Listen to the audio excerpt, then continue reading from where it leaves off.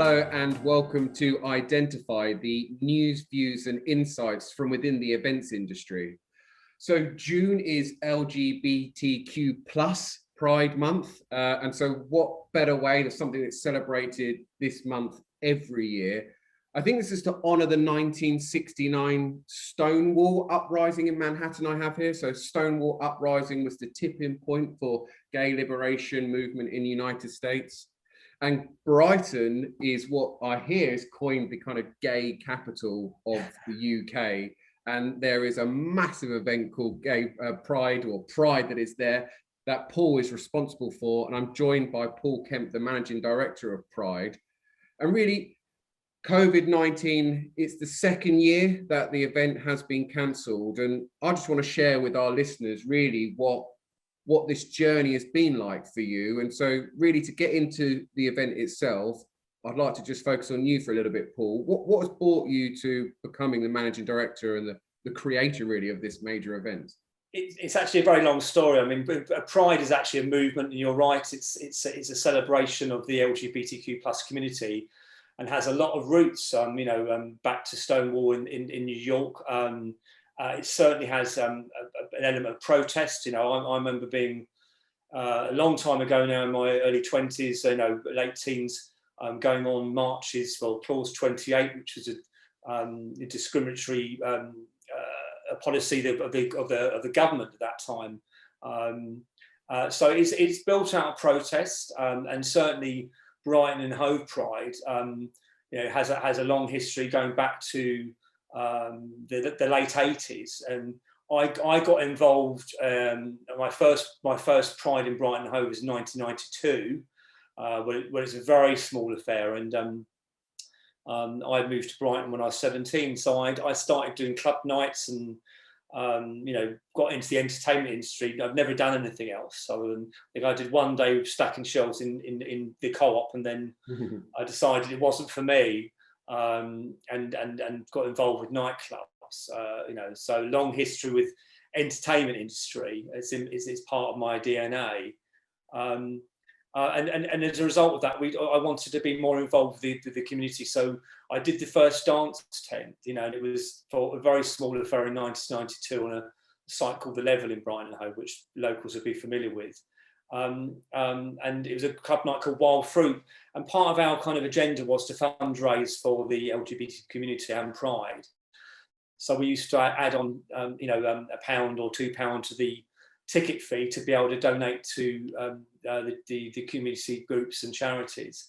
And that's how I got involved with it, and kind of over the years very much built up the dance tent. So had Fatboy Slim play for us, and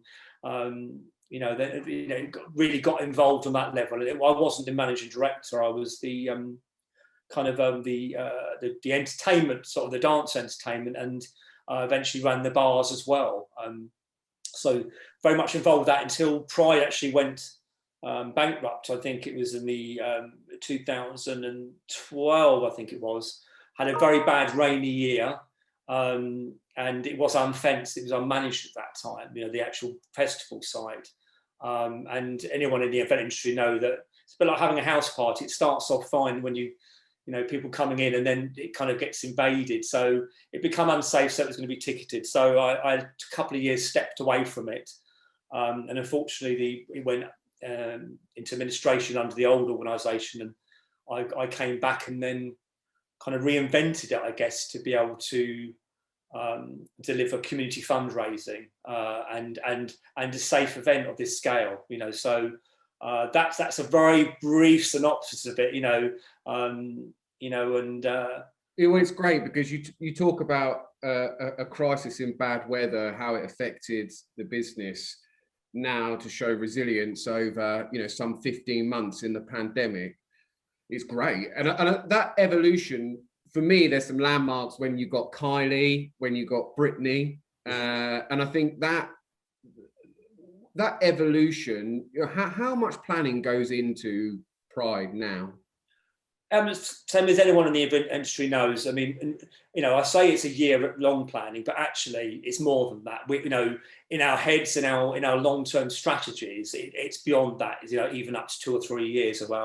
what we want to achieve. You know, what's so challenging about an event like Pride, we're not, you know, and this is part of the decision making around what we had to do with COVID, is we're not just a festival site. We actually have 6 sites. We have a campsite, which we get 2,500 people at. We have a village party, which runs parallel, which is basically a street party. So this nearest thing to that is like Notting Hill Carnival, you know, which gets, we get about 40,000 people at that.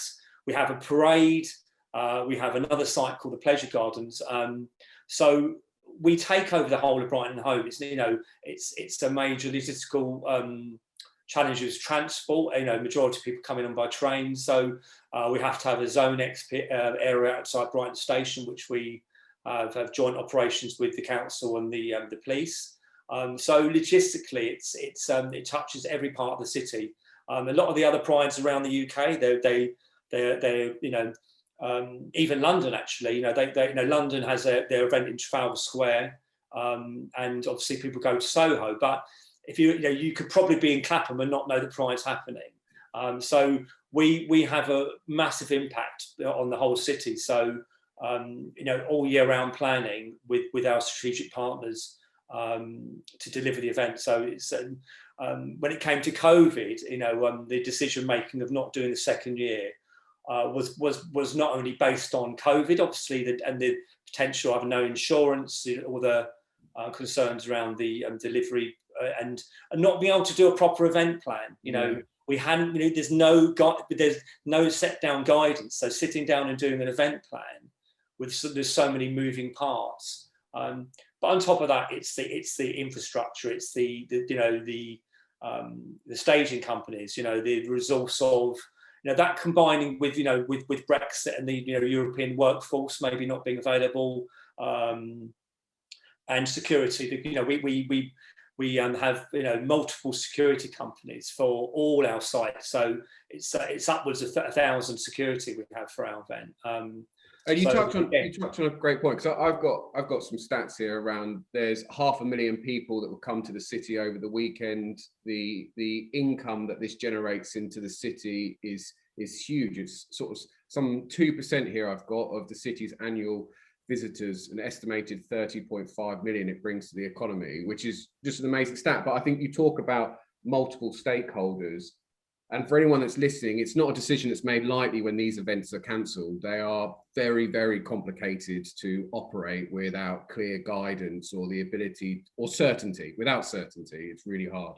Absolutely, and you know, you referenced the, you know, the Brittany year, and you know, we learned so much from that year. You know, we managed to crash our website. We managed to get, you know, it's very easy for things to fall over. You know, and you know, as much as we had a very good egress plan, you know, that didn't follow through right to Brighton Station. So we had, you know, you know, there's things which you've got to learn by, you know, when things scale up. And as much as, you know, the public maybe think that, if an event happens smoothly, then you don't get the complaints. You know, people think it's all, it happens maybe overnight, or the planning process is a short period of time. But anyone within the industry know that there's it's a lot longer than that. And you know, we don't want to go back and, you know, no one would forgive us if we'd operated an event which was not only safe but wasn't a good customer experience, you know.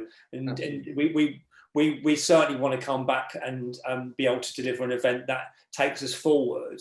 And I think for us this year, if we'd gone ahead, it would have probably had to be just the park, you know.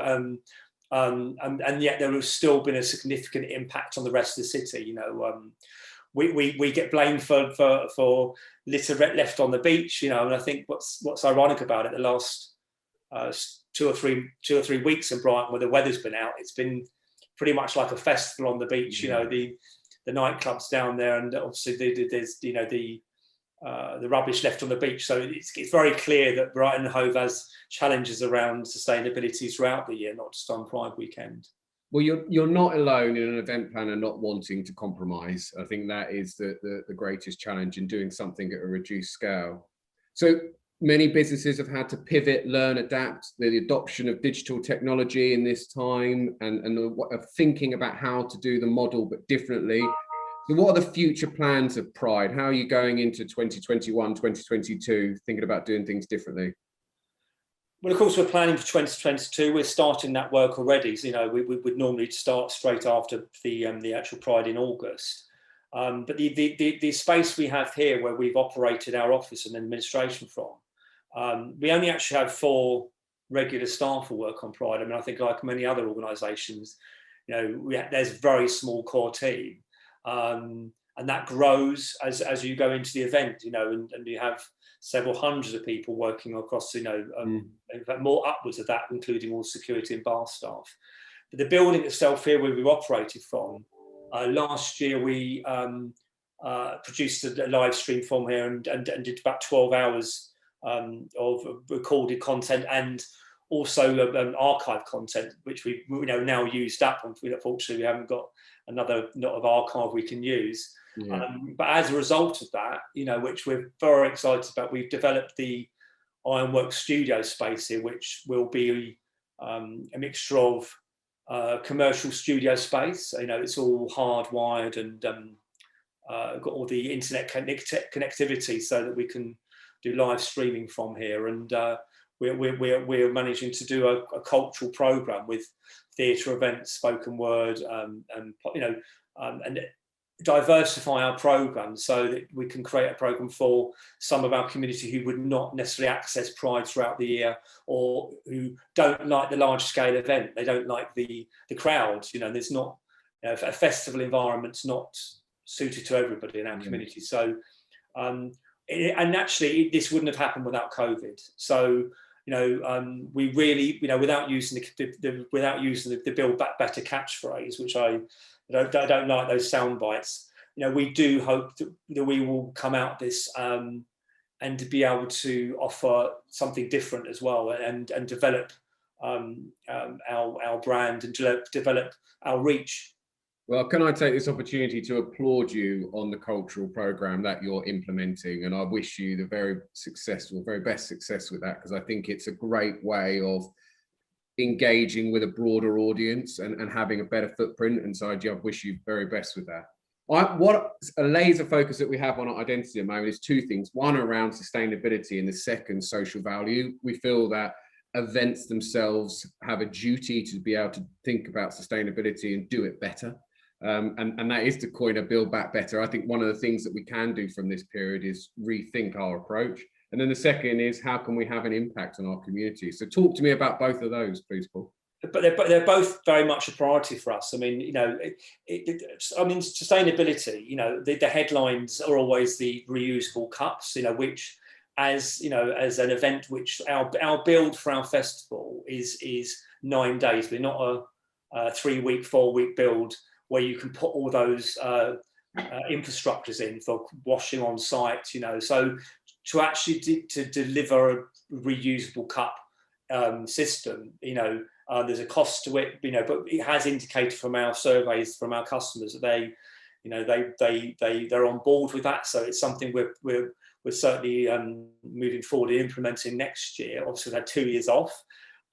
We kind of trialled it in 2019, you know, and had sort of reasonable success on it. But that's the kind of thing the public will say. They don't. But the other stuff that we have been implementing is our generators and the fuel on the generators and the CO2 emissions. Right. We've done a lot of work around that. The recycling bins. So we've had individuals recycling bins. And you know, we've been able to reduce our waste by 30%. So we have a sustainability agenda. We know, everyone knows Brighton and Hove. We have a Green Council here, so it's not something we would be able to ignore. But it's something our customers want to see as well. So you know, we have a 3-year plan in order to implement our sustainability agenda. But as I say, it's not just the reusable cups. It's the fuel. It's the generators. It's the implementing policies with all the traders and contractors that come onto our site.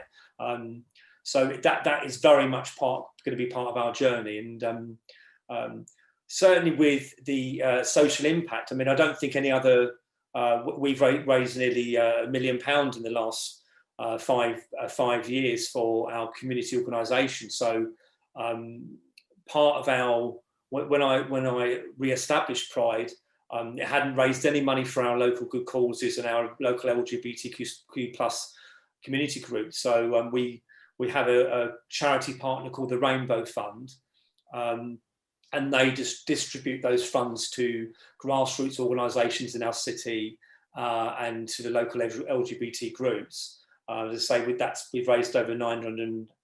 We're almost at £1 million. We would have hit that 2 years ago without COVID, but we've also established the Social Impact Fund, which is a smaller fund, which goes out to helping fund small projects which are not necessarily LGBTQ. So that could be disability groups, or local organisations, to be able to help fund small projects. Some of these grassroots organisations, a small grant of £200-300 is often what they need to be able to set up a club or establish an organisation. We even funded a broken fence that had been pushed over by some people leaving our festival. So there's local residents applied for some funding. We encourage them to do so. And the site, we have our main site, Preston Park. We funded benches there. We funded tree planting. So we are very mindful of the impact that Pride has on the city. It's a very, as you say, it brings a lot of money to the local economy, especially the nighttime economy, the hotels, the restaurants, the bars. But it does have a significant impact on the city when there's such a massive footfall in. So yes, of course, we don't have actually events on Brighton Beach, but every kind of hot weekend, it's invaded by thousands of people. So on Pride weekend, that's there's a nighttime economy. In fact, the beach is busy all day. So we help fund a beach clean on Pride weekend as part of our kind of goodwill to the city and the impact on the city. So I think it's amazing. I think so many event planners and people looking from the outside of just how far the tentacles of major events can reach within a community. The pandemic had a big impact on the generation coming through into the events industry without that number of events to do. And a question I wanted to ask you was, what would you tell your younger self or someone wanting to start out in the events, getting into it? What I would say is try everything. Get involved with the events. I mean, even now I have no problem picking up a broom. I believe to be part of the event industry, you need to be prepared to get your hands dirty. I mean, I have no problem walking across Preston Park, and if I see a bit of litter on the floor before we open, I love a clean site. And I don't have a problem picking up I'm not saying I'll clean the site, but and I think you just have to be adaptable, or really muck in, and some people prefer all the media side. I'm very much a backstage person. I love the production side of it. My enthusiasm for one of the things I loved is when we had Carly on is we changed our screens from the standard format to do the portrait screens, which are the very high stage height screens, and that connection, be able to see something, that was for me, was be able to see how the audience connect with the with the main stage from further downfield. So absolutely, there are not many industries where you get that opportunity in such a short space of time to stand back and say, we did this and this is the fruit of our labour. And one of the things I take from you, Paul, there, if anyone's listening, is just the fact that it's such a broad industry. You don't have to pigeonhole yourself, and you'll find come live times you end up doing half of the roles anyway. No, and I think as well, as good as your event can be, if for example the cleaners haven't done their job, that's what becomes the headline. So this could be, everyone I know with big events, it can be very disheartening when you deliver a fantastic event, but there's an incident which happens where the news agenda will focus on that, and some of the more positive things aren't highlighted. So on an event of this scale, we are always mindful of that something can change, something might go wrong, and with social media these days, it can turn very negative. So we do a lot of work all year round, working with our community groups and the agencies to try and highlight the good work we do. It's far from just being a one weekend event. It's an all year round operation. Well, amazing. And if you've enjoyed listening to anything that we've said today or connected with it, please go and visit Brighton Pride, or get in touch with Paul, or even leave a comment below. Paul, thank you very much for your time. You're welcome.